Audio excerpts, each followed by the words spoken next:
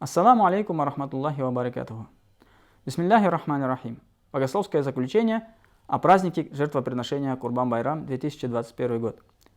Совет улемов централизованной религиозной организации Духовное управление мусульман Российской Федерации в ходе заочного заседания, состоявшегося 30 числа месяца Зуль-Каада 1442 года по лунному календарю, что соответствует 10 июля 2021 года по григорианскому календарю, постановил: согласно лунному календарю, первый день месяца Зуль-Хиджа 1442 года по хиджре наступил с заходом солнца 10 июля 2021 года по григорианскому летоисчислению. Девятый день месяца Зуль-Хиджа, являющийся днем Арафа, наступит 19 июля. Десятый день месяца Зуль-Хиджа и праздник Курбан-Байрам наступят 20 июля.